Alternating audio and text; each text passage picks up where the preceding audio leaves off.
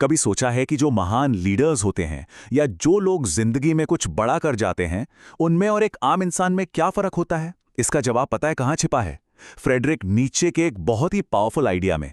और वो आइडिया है सेल्फ ओवरकमिंग, मतलब खुद पर ही जीत हासिल करना। चलिए आज इसी कॉन्सेप्ट को थोड़ा गहराई से समझते हैं।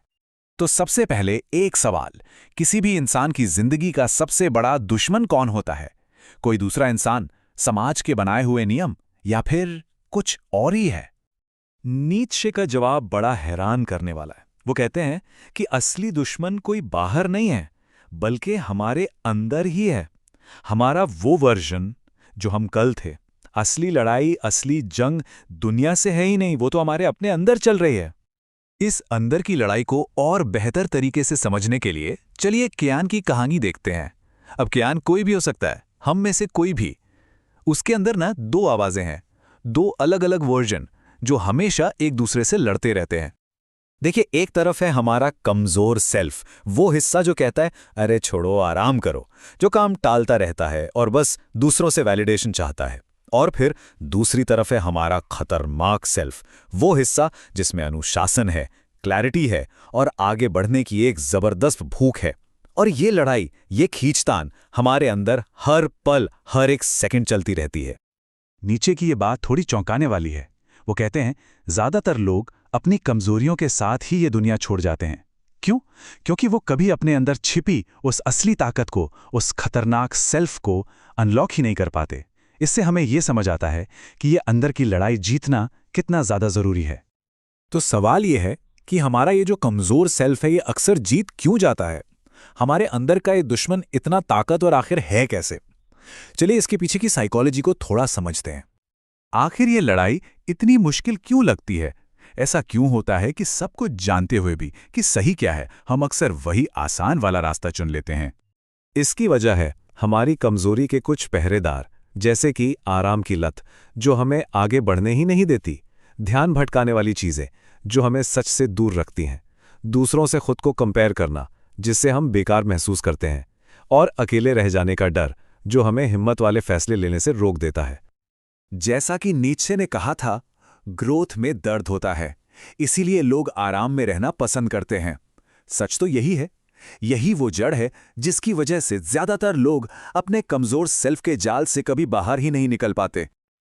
लेकिन अच्छी खबर यह है कि इस अंदरूनी लड़ाई को जीतने का एक रास्ता है।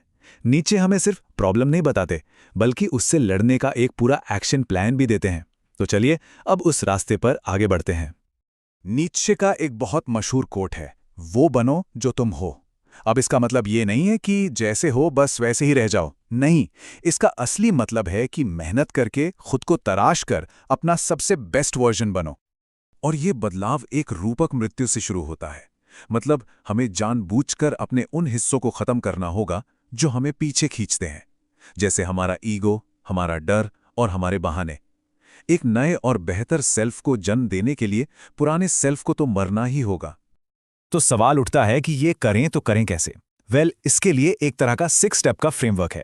सबसे पहला कदम, अपनी कमियों का सामना करो, पूरी ईमानदारी से, बिना किसी जजमेंट के। दूसरा, डिसिप्लिन को एक हथियार की तरह इस्तेमाल करो, खासकर तब जब मोटिवेशन खत्म हो जाए।